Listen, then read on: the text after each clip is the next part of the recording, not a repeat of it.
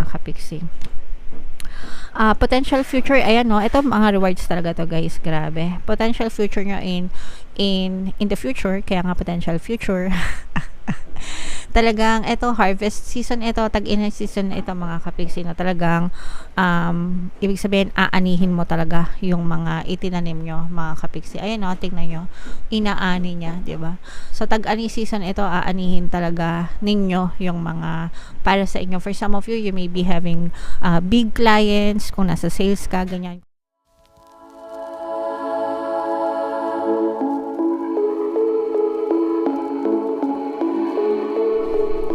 Hello guys, hello Aries, welcome back to Pinoy Pixie Tarot.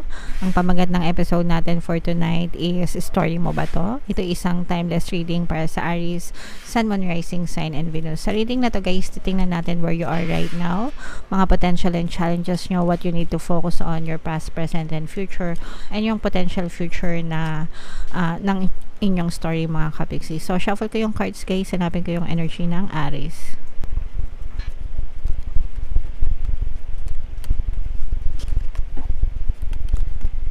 Eto guys, so Aries, kayo ay na-represent ng Queen of Wands sa ating spread. Combination ng positive and negative energy, general reading lang. Pwedeng mag-resonate, pwedeng hindi.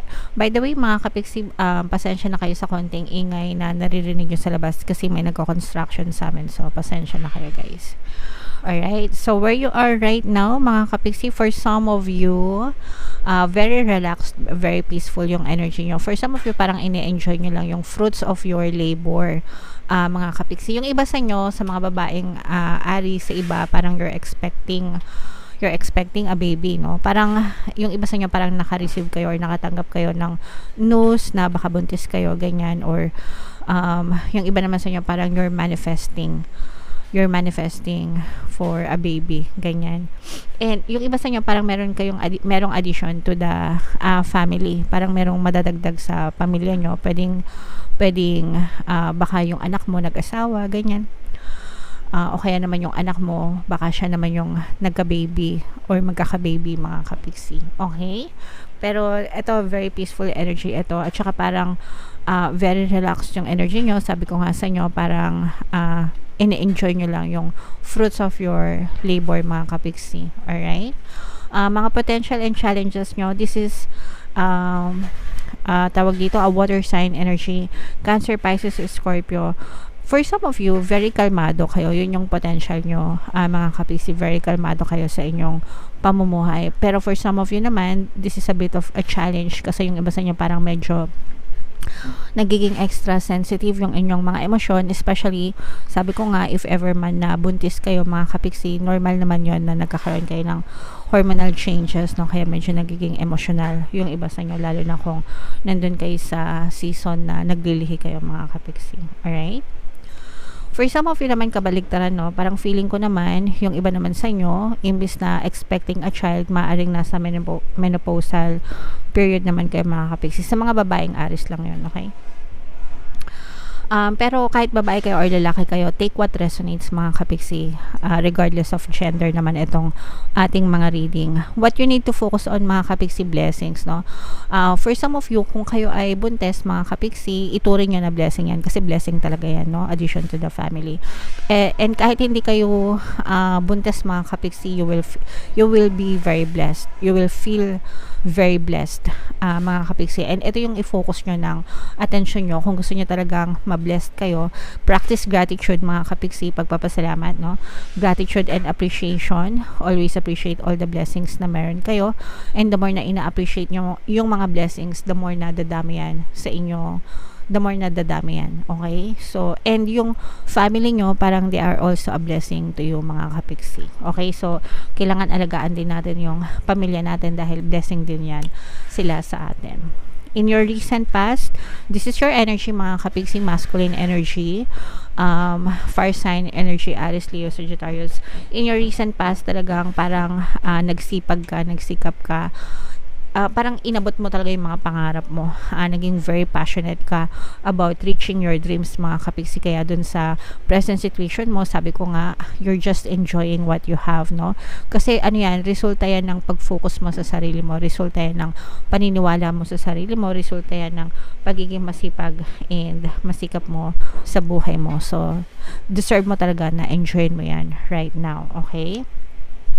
And in your greatest strength, mga kapiksi, yung greatest strength nyo, guys, is hindi kayo basta-basta nagpapamanipulate sa ibang tao.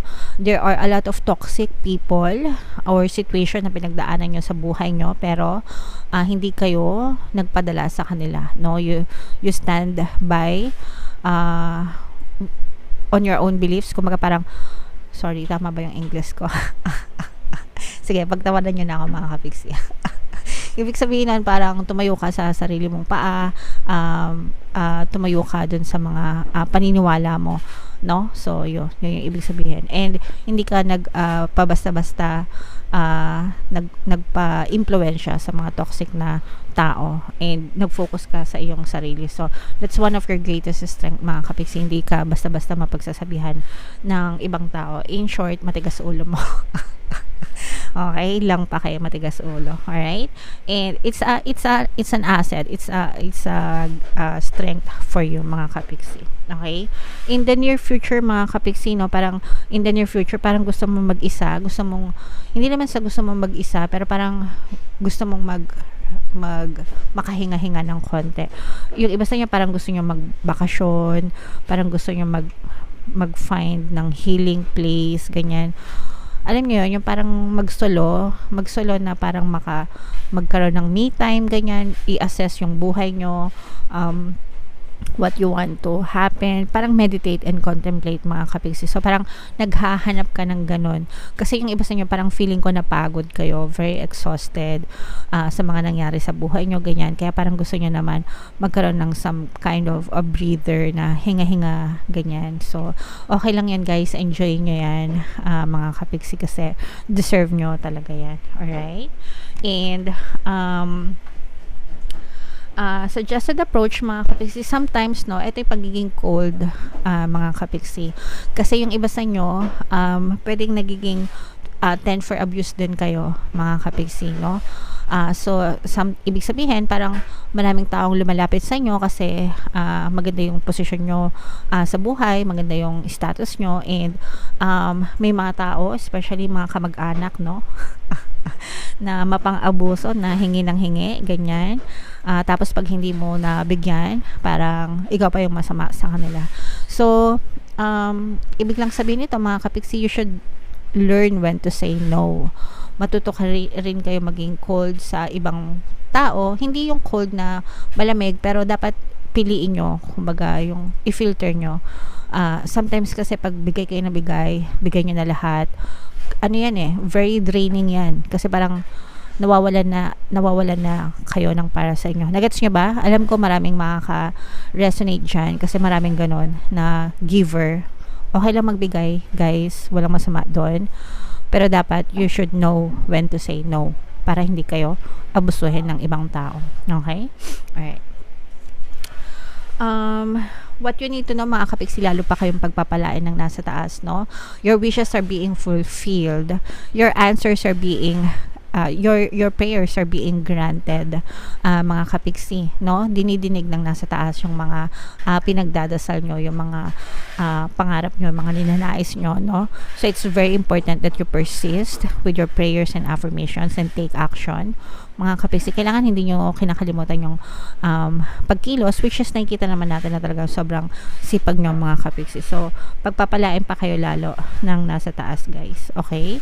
So i-mind nyo na to, guys. Mind wishes coming true, mind blessings, mind answered prayers, no? Answered prayers talaga ito, guys, dahil naging mabuti kayo sa inyong kapwa. Your hopes and first, this is more on hopes mga kapiksi, kasi justice will be served sa inyo. Magiging patas si universe sa inyo mga kapiksi. Kung naging mabuti kayo, bibigyan kayo ng magandang rewards ng universe. And kung naging masama or salbahe naman kayo sa ibang tao, syempre karma naman ang inyong aabutin. Okay? So always make sure na being good intentions palagi.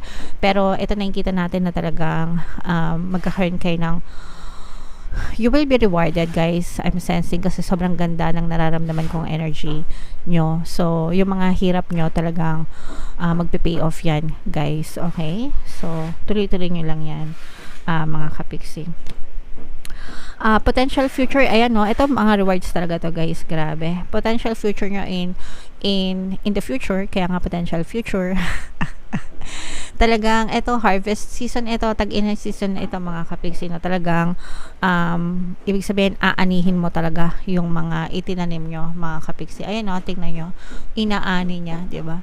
So tag-ani season ito, aanihin talaga ninyo yung mga para sa inyo. For some of you, you may be having big clients, kung nasa sales ka, ganyan, kung meron kayo mga kontrata na nilalakad, may mga deal na kino-close, ganyan, talagang ma-close niya yan, and magbibigay talaga ng magandang rewards yan sa inyo. So, lalo pa kayong pinagpapala mga kapiksi, so i-claim nyo yan sa baba mga kapiksi. Rewards, answered prayers, mine sa baba, no? You know the drill, either mine or claim yung i-type nyo, whatever, basta ang kining nyo kasi para sa inyo talaga yan. Alright? Okay, so comment down below, Aries, if naka-resonate kayo dyan, if story nyo ba yan, and tingnan natin yung additional namin size sa inyo gamit itong deck na to. Habang sinashuffle ko to, guys, manoorin nyo muna itong video natin regarding sa ating paano mag-manifest ng abundance video course. Kapiksi, sawa ka na ba sa mga struggles at hirap sa buhay mo? Masipag ka ba at masikap sa buhay ngunit hindi ka pa rin umaasenso? Ilang beses ka na bang nag-attempt magnegosyo at mag-invest pero palagi ka pa rin nalulugi? Sa pagkakataon na ito ay maaaring may subconscious beliefs ka na nagiging balakid sa iyong pag-unlad at pagyaman. Introducing, paano mag-manifest ng abundance video course. Dito ay matututunan mong ma-overcome ang mga balakid mo para tuluyan ka ng umunlad, umasenso, sumagana, maging matagumpay, successful at maswerte sa iyong kabuhayan, pera, trabaho, negosyo, salapi at kaperahan ng bonggang-bongga. Dali, mag-send na ng email sa pinoypixitaro@gmail.com at simulan na ang iyong pagyaman ngayon. Alright, so gusto mo bang yumaman, kapiksi? Kung gusto mong yumaman, umunlad at umasenso ng bonggang-bongga, mag-avail ka na ng course, guys, kasi sobrang ganda talaga niyan.